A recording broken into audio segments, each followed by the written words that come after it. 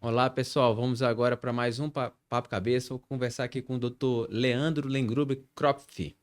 É ortopedista, trabalha no INCO, faz pesquisa na UERJ. A gente vai falar sobre vários temas na ortopedia. Vamos falar sobre prevenção, sobre novas tecnologias. Vai ser um papo legal. Tudo bem, Leandro? Como vai? Tudo bom, Leonardo? Obrigado aqui pelo convite. Um prazer. Então, Leandro, eu vou começar com você. Uma pergunta que tem a ver com talvez a nossa geração, né? A gente viu uma geração no passado, homens de 40, homens e mulheres de 40, 50 anos eram considerados velhos, né? Não Verdade. faziam atividade física, eram sedentários, né? E hoje em dia isso mudou muito, né? A maioria das pessoas que a gente convive com essa ideia não fizeram esportes quando eram mais jovens e começaram a fazer esportes agora quando são mais velhos, né? Isso é uma verdade no teu consultório? Você tem hoje um fluxo maior de pessoas começando a fazer esporte, se lesionando com essa idade, 40, 50 anos? É verdade. A gente vê que hoje em dia as pessoas realmente elas estão se cuidando mais, né? Elas incorporaram isso, que isso realmente é muito importante, né? Puxando aí para minha área, né? Para a área da ortopedia. Hoje a gente vive mais, né? Então a gente tem uma expectativa de viver mais do que a gente tinha, né? No passado. Eu lembro quando era criança, alguém de 60 anos era alguém velho, né? E hoje em dia já não é assim. As pessoas vivem 60, 70, 80, 90 anos. Mas não adianta só viver muito e não viver bem, né? Não viver com qualidade. E quando a gente pensa na parte ortopédica, né? Na parte ósseo, muscular, nas articulações, viver bem é viver sem ter dor, né? Sem sentir dor e conseguindo se movimentar. E para a gente conseguir fazer isso de uma maneira, né, longeva, bem, a gente precisa começar a se cuidar, isso aí, nessa fase aí dos 40, dos 50 anos, e é basicamente fazendo atividade física, né? Porque é isso que vai proteger as nossas articulações, é isso que vai fazer com que a gente possa chegar bem nos 70, nos 80, nos 90 anos. E eu acho que a maioria das pessoas, né, vendo, enfim, seja por orientação de médicos, por divulgação de imprensa também, acho que a maioria das pessoas começou já, não vou dizer a maioria, mas muita gente começou já a incorporar essa informação e realmente iniciou, né, essa prática assim de atividade física mais intensa, mais ativa, assim, a partir dos 40, 50 anos. E realmente isso acaba trazendo também algumas consequências que são lesões, né? Você tem o lado bom, né? Você tem os benefícios, mas obviamente você vai ter também as lesões. Mas com certeza o saldo na balança é positivo, né? E falando Compensa. das lesões, tem se comentado muito hoje em dia com ortopedia preventiva. Existe? O que seria uma ortopedia preventiva? Sou eu vou fazer atividade física e procuro um ortopedista? Ou isso é baseado em sintomas? Como é que funciona isso, Leandro? Na verdade, assim, se você for pegar, voltando aí para essa faixa etária também dos 40, 50 anos, todo mundo vai ter alguma dor, né? A gente sabe Isso é disso. verdade. Dificilmente a gente acorda em algum dia sem sentir alguma dorzinha. E aí, quando a gente vai fazer atividade física, muitas vezes isso vai se manifestar de uma maneira mais intensa. E a ortopedia preventiva seria realmente você tentar identificar quais seriam algum desequilíbrio que você tem, de repente, alguma lesão prévia que você já possa ter, e de repente conseguir trabalhar aquilo ali para você poder fazer a sua atividade física, fazer as suas atividades, sem que isso não só te atrapalhe, né? Sem que isso te impeça de fazer as atividades, como que você também não tenha uma piora, né? Um agravamento daquele problema. Então é muito importante, assim, as pessoas costumam falar, é normal, você vai fazer atividade física, sentir dor, né? Vai para musculação e sente dor. Realmente, quando você está parado, você começa a fazer uma atividade física, é normal que você tenha algum tipo de dor muscular. Mas as dores, né, elas têm que durar pouco tempo, têm que ser dores toleráveis. Se você tem uma dor mais intensa durante muito tempo, realmente isso é um indício de que você pode ter alguma lesão e você fazer essa prevenção, né, tentar fazer esse diagnóstico precoce, tratar, é benéfico, porque você vai estar provavelmente tratando aí uma lesão, né, corrigindo algum problema numa fase inicial, que com certeza fica muito mais fácil para a gente, né, como médico, como ortopedista. E você, assim, que atende pessoas nessa faixa etária e que começaram a fazer exercício. E é muito comum hoje no nosso dia a dia as pessoas entrarem em imersões em Vou começar a correr, aí quer correr uma maratona. Vou começar a fazer um crossfit, vou levantar não sei quantos quilos. Existe algum esporte que lesiona mais, Leandro? Esporte assim, você fala assim, no meu consultório eu sempre vejo pessoas que começam a fazer X, Y, Z esporte e esse, de fato, lesiona. Existe uma predileção de lesão de esporte? Na verdade, o que gera lesão é o esporte, vamos dizer assim, mal praticado, ou sem a devida orientação, ou sem a pessoa estar preparada para isso. Você citou o CrossFit, né? Existe aí uma... As pessoas falam, o CrossFit lesiona muito. Realmente, o CrossFit vai lesionar muito se a pessoa não estiver fazendo o exercício da maneira adequada. Como são exercícios mais intensos, né? Atividades mais intensas, então você precisa fazer aquilo ali bem executado, né? Com bom acompanhamento para você poder evitar lesões. Mas, na verdade, o que eu vejo muito mais no consultório é, por exemplo, com corrida, né? Porque é algo que é muito mais difundido, né? E hoje em dia, né, muita gente corre, né? Tem aí vou dizer que é uma moda, enfim, mas muita gente hoje em dia corre, e é isso aí. A pessoa às vezes acha, não, eu quero correr. Então, simplesmente um dia ela vai lá, bota a roupa, bota o tênis e sai para correr. Tudo bem, quando você tem 15, 20, talvez 30 anos, isso aí pode funcionar. Mas a partir de um determinado momento, a pessoa precisa se preparar para poder praticar as atividades físicas. Estou falando da corrida, porque é algo comum, mas outras atividades também, sei lá, jogar tênis, fazer algum outro tipo de atividade, a pessoa precisa estar preparada para isso. E o que é estar preparado? É estar bem alongado, estar com boa mobilidade articular, ter um reforço muscular. No caso da corrida, por exemplo, né, que eu falei, a pessoa tem que estar com bom alongamento, por exemplo, de musculatura posterior da coxa, tem que estar com reforço da musculatura da coxa, da musculatura dos membros inferiores, porque senão ela tem uma grande chance de acabar fazendo algum tipo de lesão ou desenvolvendo alguma dor crônica, né? Então, na verdade, assim, o que eu vejo no consultório, eu vejo bastante, né, dor vinda da corrida, não porque a corrida seria um esporte perigoso, mas porque ele é muito difundido, muito praticado, né? Mas a grande verdade é que o esporte que lesiona é o esporte que a pessoa faz sem estar preparada e sem estar com o devido acompanhamento. Então, na verdade, assim, toda essa preparação para o esporte, né? Como você falou, tem que ter um fortalecimento muscular, né? Você tem Tem que que ter. preparar o teu corpo para aquilo, né? Exatamente. E a melhor forma de fortalecer a musculatura, Leandro, é a musculação? Então, a musculação, quando a gente fala em musculação, a gente pensa na academia, né? Vou ali para academia e vou fazer a musculação. Mas existem outras maneiras. Na verdade, o que a gente fala é o exercício de força, né? De força resistida. Que pode ser academia, né? Sei lá, fazer a musculação, pode ser um treino funcional de força, pode ser um crossfit também, né? Mas é aquele negócio. A pessoa, vou fazer logo o crossfit. Claro, você vai começar devagar, vai evoluindo aos poucos, com um acompanhamento adequado. E é isso que vai permitir, né? Vai te dar uma estrutura, vai te dar uma base para você conseguir praticar outras modalidades esportivas.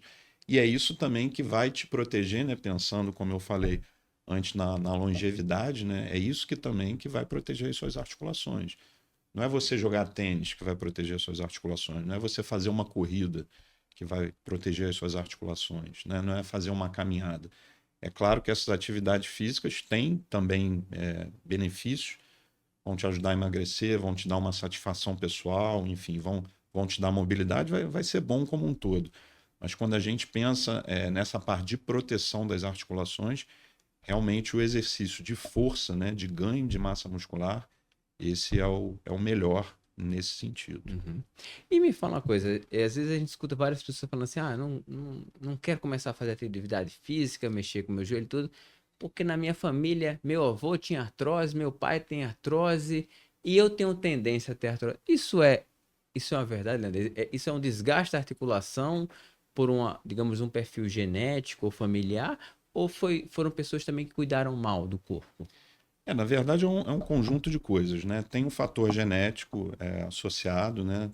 A biomecânica no caso, você citou da artrose do joelho, um exemplo. Que é muito comum, né? A gente Sim, escutar as pessoas vêm assim, meu avô tinha, meu pai tinha, minha sim, mãe tinha. sim, do joelho, do quadril, enfim. As pessoas têm uma biomecânica, vamos dizer assim, né? Você anda na rua, você vê, tem gente que tem o joelho mais varo, né? Que é o joelho para fora, tem gente que tem o joelho valgo, que é o joelho para dentro.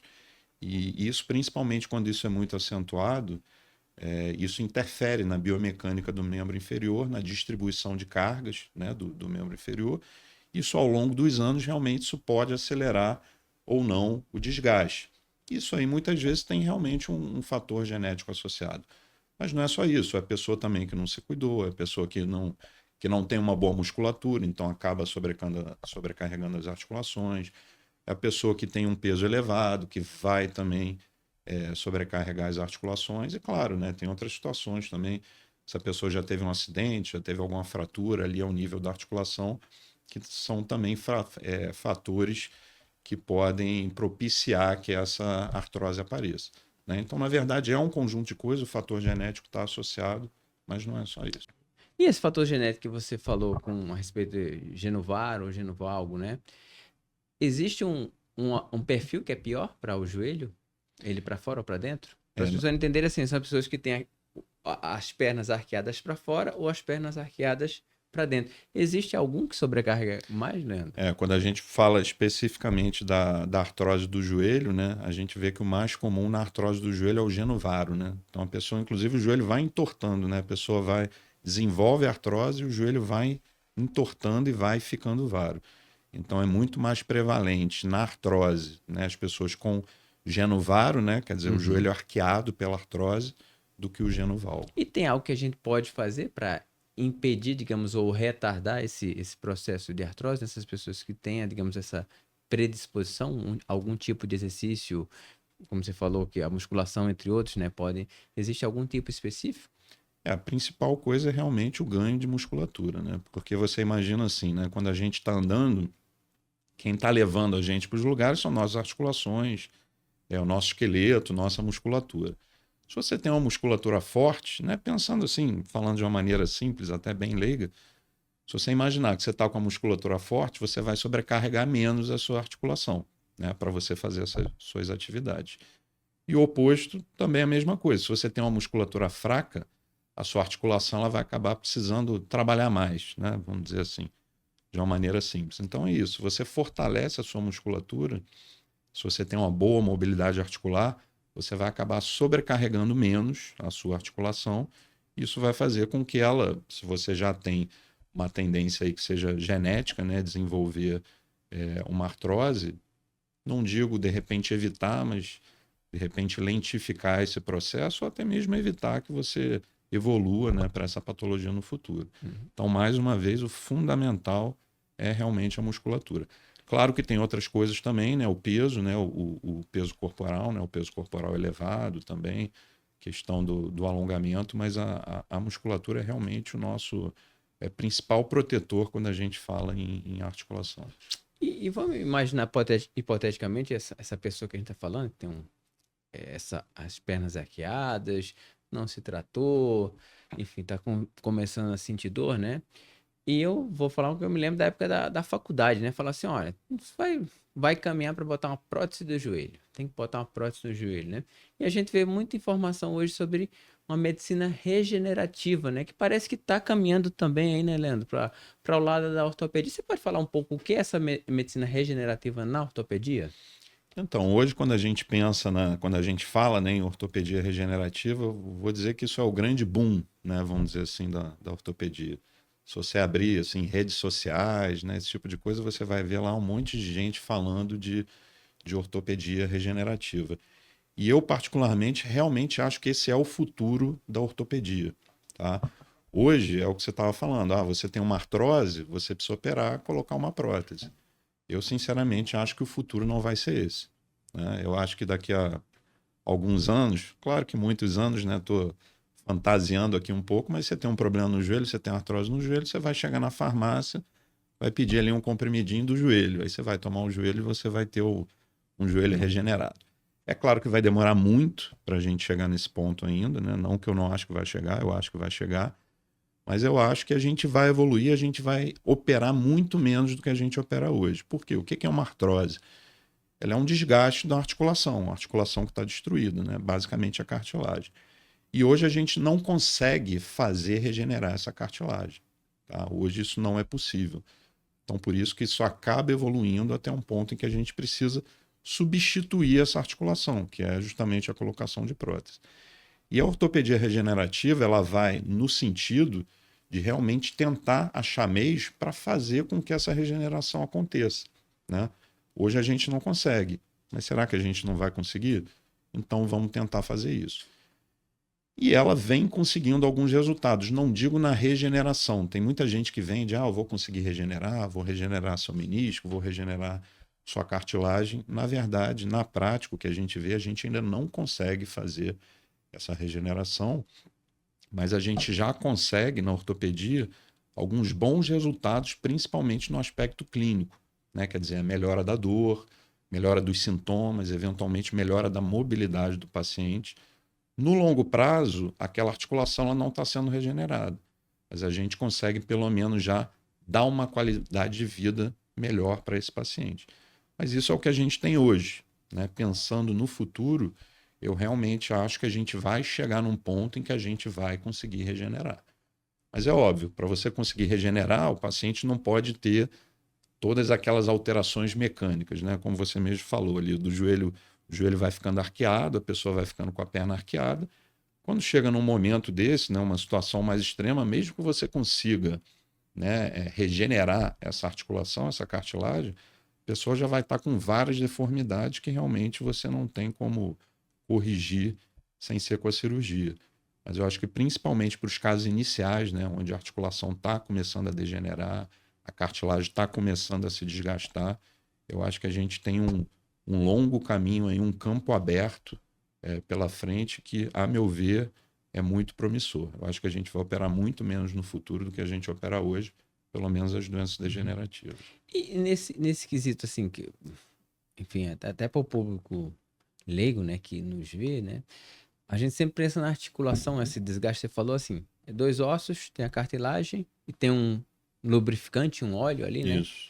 que faz um atrito, né, e quanto maior esse atrito, mais dor, mais desgaste, etc, né? Exatamente. Dentro das esferas, digamos, de tratamento da ortopedia, existe algo que a gente pode, digamos, injetar na cartilagem para, vamos chamar de lubrificar ela, para botar esse... Eu tô com a catraca que tá fazendo muito creque-creque. Eu quero botar alguma coisa, óleo ali, montar né? um óleo ali, um white lube para melhorar isso. Isso é possível, né? Existe, né? Na verdade, toda articulação ela produz um líquido sinovial, né? Esse líquido é produzido ali dentro da articulação e seria realmente esse lubrificante.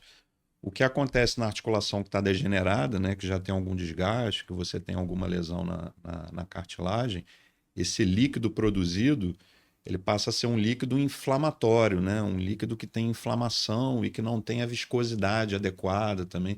Então ele passa a ser um líquido de qualidade ruim, né? Ele continua sendo produzido, mas é um líquido de qualidade ruim no sentido de fazer essa lubrificação e essa nutrição da articulação. Então o que a gente pode fazer é realmente injetar esse líquido, né? Que é o ácido hialurônico. As pessoas devem conhecer também, já devem ter ouvido falar em viscosuplementação, que seria justamente isso, é você injetar esse líquido com a qualidade boa, né? Naquela articulação que já não produz um líquido de boa qualidade, você injetar um líquido com uma boa qualidade para poder conseguir fazer aquela função que o líquido original da pessoa deveria estar fazendo.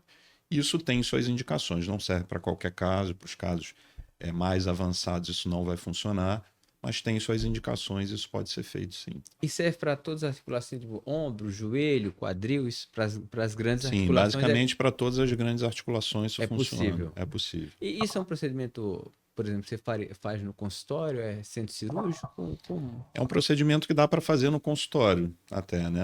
Na maioria, né, dessas articulações. Por exemplo, o joelho é uma articulação que é bem acessível, é o ombro também dá para fazer. O quadril, às vezes, você precisa fazer isso guiado, né? Hoje em dia, inclusive, tem isso também, né?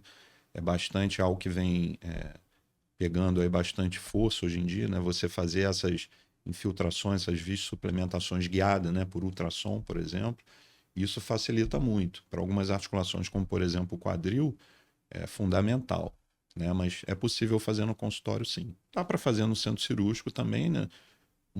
Na maioria das vezes, se você quiser fazer algo associado, né, não só a viscosuplementação, às vezes você aproveita que vai fazer algum procedimento e faz também a viscosuplementação, mas quando você faz só essa injeção do líquido, né, do ácido hialurônico, Isso é possível de ser feito no consultório, sim.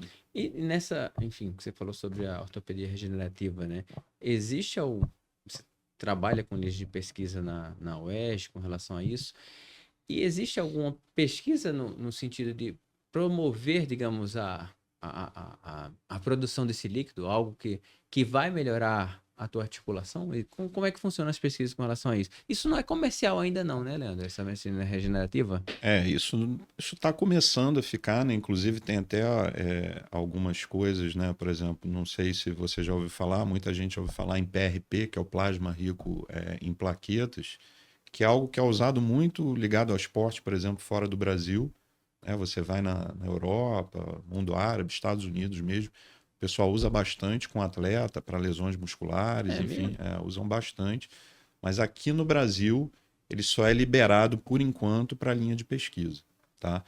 Aqui no Brasil, como eu te falei, essa questão da regenerativa ele está crescendo, mas a gente sabe que tem pessoas que usam também. Na verdade, é o grande problema de qualquer método, né?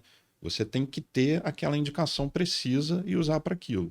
Se você começa a extrapolar aquele método para qualquer coisa, óbvio que você vai ter resultados ruins, né? E às vezes você acaba queimando, vamos dizer assim, aquele método específico, mas porque ele não está sendo bem utilizado.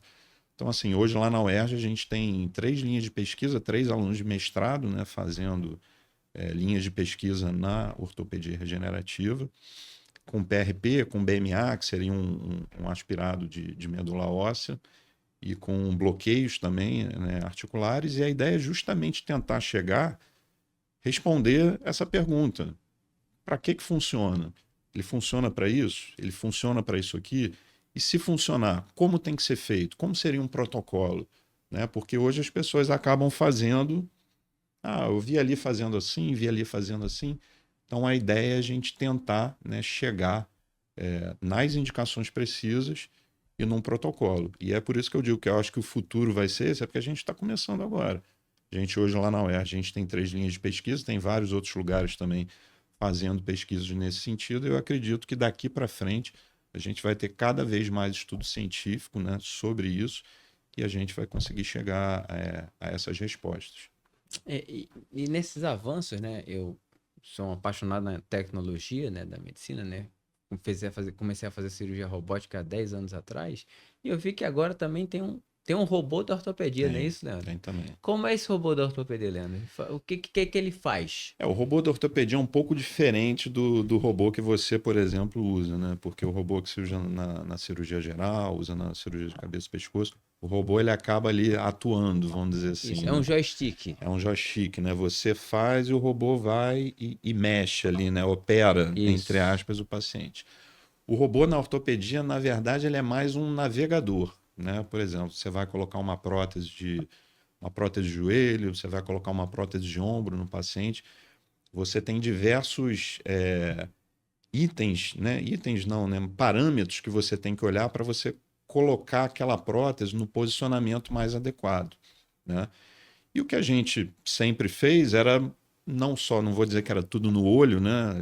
Mas a gente olhando, vendo, acho que está na angulação correta, com a utilização de alguns instrumentos para te auxiliar a ver se você está colocando uma inclinação correta, uma angulação correta, alguns guias que te levavam a isso, te facilitavam para a gente conseguir colocar na posição correta. Porque se você coloca na posição correta, aquela prótese não só vai funcionar, mas como a gente espera que ela tenha uma longevidade maior, né? Porque as próteses, a princípio, podem precisar ser trocadas, né? A princípio, elas precisam.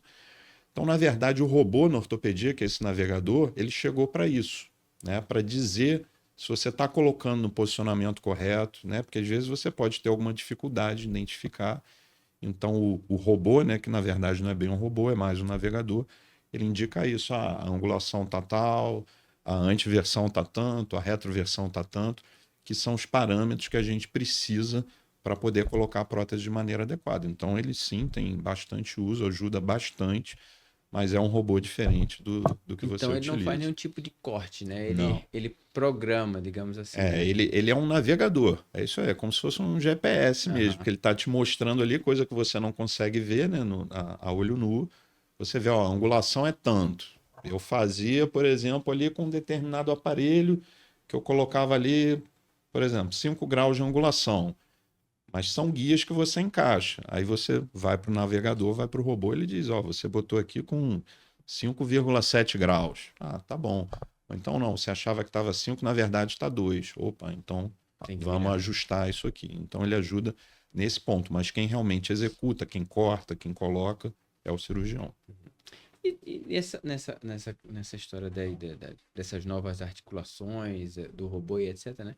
Na área de cabeça e pescoço, a gente utiliza hoje em dia já prótese customizada. Vai lá e imprime a prótese de titânio, Sim. mandíbula, etc. Isso na ortopedia também já existe uma prótese customizada feita para você, impressa em 3D? Existe, mas ainda, quer dizer, existe no sentido de que é possível ser feito, né? Mas isso ainda, pelo menos não que eu saiba, ainda não é algo assim amplamente comercializado, porque isso é muito caro, né? Então, dando de novo o exemplo da prótese do joelho, né? Que é que você estava comentando, quando você vai lá fazer uma prótese de joelho, você tem 5, 6 opções de tamanho, né? No componente do fêmur, 5 opções de tamanho no componente da tíbia, o polietileno que fica entre elas, né? Que seria substituindo ali, vamos dizer, a cartilagem. Ele tem também diversas opções de tamanho e você vai testando ali na hora e vai colocando e fica algo muito aproximado, mas não é realmente customizado, tá? Existe a opção da customização, mas é como eu te falei, que eu saiba, isso ainda não é ampla, pelo menos aqui no Brasil não é, não sei fora, mas tem realmente um custo maior, né? Agregado, então, por enquanto, ainda não é algo muito difundido. Uhum. E você vê o seguinte, a medicina evolui tanto, né? Que eu nunca pensei que ia chegar nisso, né? Mas parece que hoje em dia também tem na ortopedia uma ortopedia estética, né? Um negócio que é pra pessoa crescer, ficar maior. Isso, Pois isso é. é verdade. A gente vê no Instagram vários vídeos, o cara com 1,50 m, aí mostra depois o cara com 1,80 m. Isso é verdade. Aquilo é verdade, né? Então tá se fazendo aquilo? De 1,50 m para 1,80 m não é verdade, não, mas é possível crescer realmente. Assim, é uma das coisas que eu faço, né? Que é até o que eu faço lá no INTO. Lá eu trabalho no grupo de reconstrução e alongamento ósseo, né? Então, assim, essa técnica do alongamento ósseo, ela já é feita há muito tempo, tá? Há algumas décadas aí, desde a década de 50, 60 do século passado. Mas a gente usa, eu faço bastante lá no INTO, eu faço bastante alongamento ósseo, mas a gente faz para quê? A gente faz para um paciente que teve por exemplo, teve um acidente de carro, teve uma fratura de fêmur e ficou com o osso, por exemplo, 5, 6 centímetros mais curto de um lado. Aí a gente vai e alonga para equalizar. Ou então algum paciente que teve algum problema congênito, né, alguma doença em que o fêmur, por exemplo, estou citando de novo o fêmur, mas pode ser a tíbia também, não cresceu tanto e aí ficou com uma diferença às vezes de 10, 15, 20 centímetros em relação ao outro lado. E a gente vai e faz esse alongamento, né? Só que hoje, né, desculpa, as pessoas vêm fazendo, isso começou fora do Brasil, né? Começou, se eu não me engano, começou isso na China, mas sei que na Turquia se faz bastante também. O pessoal começou a fazer esse alongamento ósseo para fins estéticos, né? Então, quer dizer, isso aí. O cara que é baixinho e quer ficar mais alto. Isso realmente é possível, tá? Diria que dá para a gente ganhar com uma certa tranquilidade. Tranquilidade que eu digo é em que a gente não espera muito problema, né? Muita complicação. No fêmur, né? Na coxa, né? Que o fêmur é o osso da coxa, dá para ganhar uns 6, 7 centímetros. E a tíbia, que é o osso da perna, dá para ganhar uns 5, 6 centímetros mais ou menos. Então, se você junta isso sem grandes complicações. Então, se você juntar isso aí, dá mais ou menos aí uns 10 a 12, 13 centímetros, É muita que coisa. é bastante coisa, né? Só que assim, é importante frisar que mesmo quando eu falo assim, sem muitas complicações, mas é um procedimento em que podem surgir várias complicações, tá? É possível, você tem que fazer dos dois lados, obviamente, ao mesmo tempo, porque se você tiver problema de um lado, você tem que parar naquele momento e o outro lado tem que parar também, né? Porque Do senão tamanho que você tá. gera, né, um desnível ali, a pessoa vai ficar com um lado maior do que o outro, Uhum. né? Então, assim, é importante que às vezes as pessoas pensam assim, não, eu, sei lá, tenho 1,85 m, mas eu queria jogar basquete. Então vou ganhar esses 13 centímetros para ficar com 1,98 m. Não é bem assim, tá? É uma cirurgia que tem complicações possíveis, tá? E complicações assim graves, né, complexas. Isso tem que ser bem conversado com o paciente, com o médico. Então, assim, mas para uma pessoa que realmente é muito pequena, né, que tem essa questão, a gente sabe que tem um fator psicológico também associado, é importante, pode ser uma alternativa. E para a Sociedade Brasileira de Ortopedia, existe um ponto de corte, Leandro? Assim, como, por exemplo, eu vou dar um exemplo bem esdrúxulo para as pessoas entenderem. Bariátrica, cirurgia bariátrica. Você tem que ter um IMC para poder fazer bariátrica. Para fazer esse alongamento com fins, digamos, estéticos, existe um número mínimo que a sociedade estipula, ó, 1,40 m, 1,50 m, ou é uma vontade pessoal? Isso. Aqui no Brasil não existe isso, até porque, como eu te falei, que eu saiba que no Brasil é um procedimento muito pouco feito, tá? Sei de poucos casos. Fora eu sei que tem mais, mas aqui eu sei que tem muito pouco. Mas não existe nenhum posicionamento da sociedade, realmente é algo pessoal, tá? É um desejo pessoal, né, daquele paciente que vai conversar com o seu médico, vai ver ali as possíveis complicações, as possíveis vantagens, né? Tem também o aspecto financeiro, que é importante, né? Que é uma cirurgia que acaba sendo caro, né? Porque como ela é estética, tem que ser feita toda particular. Né? E você, além da internação, além, né, do honorário médico, você tem todo um material, né, um implante associado, um fixador externo, eventualmente uma haste, que acaba saindo também uma cirurgia de valor elevado. Uhum. Né? Isso tudo tem que ser discutido, mas não existe uma diretriz. Realmente não existe uma diretriz. E por curiosidade, Leandro, qual é, digamos, a estimativa de... o fixador é aquele fixador de Elizarov que usa, ou não? É parecido? Esse é uma opção, tá? O fixador, o Ilizarov, né? Que a pessoa fala que é tipo aquela gaiola, né? Ele é uma opção. Não é o que eu utilizo o fixador monolateral, que a gente fala. Fica aquela haste do lado, né? Que é um que fica só do lado, exatamente, que ele é mais leve, esteticamente é mais aceito também. Você consegue, por exemplo, colocar uma calça mais larga, você consegue colocar. E se você pensar, vamos supor, se você quiser crescer esses 13 centímetros aí que eu vi outro dia, um influencer americano, não sei, que ele ganhou 13 centímetros. Você vai ter que fazer nos 4 ossos, né? No fêmur esquerdo e direito, e na tíbia esquerda e direita. Então você pensa nisso aí, já são 4 fixadores, tá? 4 aparelhos que tem um custo elevado. Se você quiser diminuir o risco de complicação, você pode fazer esse alongamento sob uma haste, né? Colocar uma haste junto com o fixador, né? Que diminui ali a possibilidade de complicações. Então já seriam mais 4 hastes, né? 4 aparelhos, 4 fixadores externos, mais 4 hastes. Quer dizer, isso gera um custo elevado. Difícil dizer assim um valor, uma estimativa, porque depende do material. Você tem um material importado, você tem um material nacional, né? Que existe uma variação de preço, você tem que discutir isso com o paciente. Mas com certeza, só em material é para mais de 3 dígitos. Né? Uhum. E o ganho de centímetros é semanal? Como é mais ou menos? Por exemplo, um paciente desses que você trata que tem patologias, quanto é que você ganha mais ou menos em altura por semana ou mês? Eu não sei. De uma maneira geral, a gente faz esse alongamento, a gente ganha 1 milímetro por dia. Né? A gente faz a cirurgia, faz o corte no osso, espera ali de 10 a 14 dias para começar a fazer o alongamento. Né? A gente espera ter uma reação do osso para começar e a gente vai fazendo 1 milímetro por dia. Né? Isso correndo tudo bem. Às vezes, por exemplo, o regenerado, que é o osso novo que está formando, a gente vê que ele não está formando muito bem. A gente pode diminuir esse ritmo. Né? Mas, de uma maneira geral, a gente faz na velocidade de 1 milímetro por dia. Então, você imagina, para ganhar os 6 centímetros, 7 centímetros, você vai ter aqueles 10, 14 dias iniciais, mais os 60 dias ou 70 dias. Então, mais ou menos aí uns 3 meses, vamos supor, de alongamento. Só que depois que termina o alongamento, você tem que esperar esse osso novo que se formou, você tem que esperar que esse osso amadureça para você poder tirar o fixador. Ou se estiver feito sobre uma haste, você pode simplesmente tirar o fixador externo e deixar ali a haste que ela já vai suportar o osso. Né? Mas seria mais ou menos isso aí por volta de uns 3 meses fazendo o alongamento. E você alonga não só o osso, como também tudo junto, né? Músculo, nervo, vaso, então vai tudo alongando aos pouquinhos.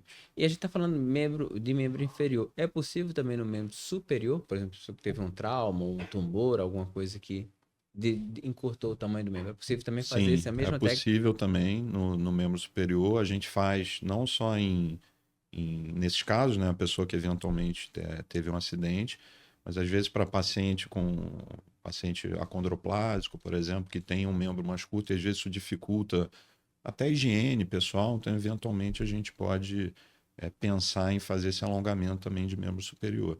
É possível sim. Você vê assim, como a medicina mudou drasticamente, né? E a gente vê cirurgia robótica em ortopedia, né? Ou utilização do robô navegador, medicina regenerativa, alongamento, né? Mas para você, Leandro, que você, enfim, trabalha no ambiente universitário, para você qual é o caminho agora da ortopedia? Que a ortopedia talvez era como minha especialidade, que era uma especialidade eminentemente cirúrgica, né? E a gente navegou muito por ser neoplasia, né? Para quimio, radioterapia, e a ortopedia acho que também tá mudando um pouco isso, né? Acho que nós estamos sendo menos cirurgiões, né? Eu acho que na ortopedia isso ainda não chegou, mas vai chegar. É o que eu te falei. Eu costumo dar como exemplo, né? Por exemplo, você pensa assim, eu acho que nos últimos 50, 60 anos a ortopedia evoluiu muito. E quando você fala assim, evoluiu muito o quê? Evoluiu muito em técnica cirúrgica, material cirúrgico. Né? Eu lembro quando eu fiz residência, isso aí tem pouco mais de 20 anos que eu entrei na residência, você operar um paciente idoso, por exemplo, paciente com uma qualidade óssea ruim, e a gente usava as placas tradicionais. Estava começando a chegar as placas bloqueadas, que a gente fala, que são placas específicas para você usar num osso de qualidade ruim, num paciente idoso. Isso fez com que essas cirurgias, né, essas fraturas em pacientes idosos, evoluíssem muito. Né? A gente conseguiu ter muito melhor resultado hoje em dia do que a gente tinha 20, 25 anos atrás, que nem é tanto tempo assim. Da mesma forma, as próteses, né, as artroplastias, elas evoluíram muito também. Então, hoje, você coloca uma prótese de quadril, se coloca hoje em dia até em adolescente, pessoa jovem, a gente tem estimativa dessas próteses durarem até 50 anos, coisa que no passado você pensava às vezes em 10, 15 anos. Então, assim, o tempo de duração tá aumentando, né? Aumentou muito, justamente pela evolução nos materiais. E não só nisso, como também o que a gente consegue fazer com o paciente. Eu dou sempre como exemplo, eu gosto de dar esse exemplo, porque eu jogo tênis, eu gosto de tênis, o Andy Murray, não sei se você acompanha, que era um tenista britânico, né, que chegou a ganhar a Grand Slam, ganhou até ganhou a medalha de ouro aqui na Olimpíada do Rio. Ele colocou uma prótese de quadril. Ele tinha o mesmo problema que o Guga tinha, né, no quadril, evoluiu com artrose e colocou uma prótese de quadril enquanto ele ainda jogava. Tá? Ele colocou a prótese de quadril e voltou a jogar. E voltou a ser top 40 do mundo. Aí você fala, o cara é top 40. Pô, o cara está entre os 40 melhores do mundo com uma prótese de quadril. Então, quando você olha para isso, você pensa, o que pode evoluir além disso? Eu consegui fazer com que um atleta de elite voltasse a ser um atleta de elite depois da colocação de uma prótese. No que a gente pode evoluir além disso? Então, acho que a evolução é justamente essa. Agora a gente vai parar de focar um pouco na evolução das técnicas cirúrgicas e dos materiais e vai passar a focar, que aí seria a parte da regenerativa, em maneiras de você não precisar chegar na cirurgia, né? De você conseguir fazer com que esse paciente se regenere, né, de alguma maneira, e você não precise chegar ao ponto dele precisar de uma cirurgia. É claro, os traumas vão continuar acontecendo, infelizmente, a gente vai continuar tendo acidente de carro, a gente vai continuar tendo queda, as pessoas vão continuar tendo fraturas, e isso realmente a gente, pelo menos eu imagino, a gente não vai ter como evitar a cirurgia nesse caso, pelo menos não durante um bom tempo. Mas nessa parte da degeneração articular, né, das artroplastias, eu acho que realmente a gente vai caminhar para esse lado. Ainda não chegamos, a gente ainda está operando muito, mas eu acho que a gente já começou a trilhar esse caminho de operar menos que você está vendo aí nas outras áreas. E o Leandro já, nessa resposta, ele já me respondeu uma coisa que eu tenho muita curiosidade, que era justamente isso, se a pessoa protetizada, vamos chamar assim, de quadril, joelho, seja o que for, ele não poderia utilizar mais aquela articulação com grande sobrecarga. Você já respondeu que tem tenista top 40 É isso. jogando ainda com a prótese de quadril, né? É claro, isso é a prótese de quadril, né? As próteses, elas variam de articulação. Inclusive, a artroplastia de quadril foi considerada, se eu não me engano, a melhor cirurgia da medicina É do mesmo? século passado. Eu não tenho certeza agora, se eu não me engano, perdeu para cirurgia de catarata, alguma coisa assim. Mas assim, é uma cirurgia que é muito boa. É muito boa mesmo. Ela devolve a qualidade de vida para o paciente, a pessoa fica sem dor e consegue fazer as atividades. Você vê, o Andy Murray jogava tênis. Isso não é uma realidade para todas as próteses. Tem outras em que a pessoa tem mais limitação. Mas ela consegue não ter mais dor, consegue ter uma vida melhor. Não vou dizer que vai praticar um esporte em alto nível, como a gente consegue com a prótese de quadril. Mas realmente consegue uma evolução muito grande. E assim, provavelmente esse negócio que você falou da prótese quadril, uma das melhores cirurgias da medicina, né? É que o quadril dói muito, né, Leandro? Dói Dói. mais que o joelho, né? Não, se você perguntar para alguém que tem os dois, ele vai dizer que é igual. A questão é que a cirurgia é muito boa. O resultado é excelente. O resultado, a pessoa no mesmo dia já está andando, sem dor. Às vezes ela passou ali 10, 15 anos morrendo de dor. E no mesmo dia da cirurgia ela já está em pé andando e sem aquela dor. Então, é um resultado muito bom. É uma cirurgia que funciona realmente muito bem. Acho que até por isso aí que consideraram, né, uma das melhores. E o nosso tempo está estourando, mas vou fazer mais uma pergunta para o Leandro. É, é também assim, nessa evolução toda da ortopedia, né? Que eu acho super legal, né? Existe algo que a gente já tá usando, você falou do PRP, mas existe algum biomaterial já hoje para o osso? Existem alguns biomateriais, né, compostos bioativos que a gente chama, né, que a gente usa, por exemplo, muito. Eu acabo tratando muito, né, osteomielite, que é infecção, né, nos ossos, né, faz parte assim da minha especialidade, da minha subespecialidade, é algo que eu trato bastante. E inclusive infecção, né, infecção no osso era algo que popularmente as pessoas tinham, né, como a osteomielite você vai ter para o resto da vida, não tem como curar. E na verdade isso mudou um pouco, eu acho que muito até por essa questão desses biomateriais, né, desses compostos bioativos.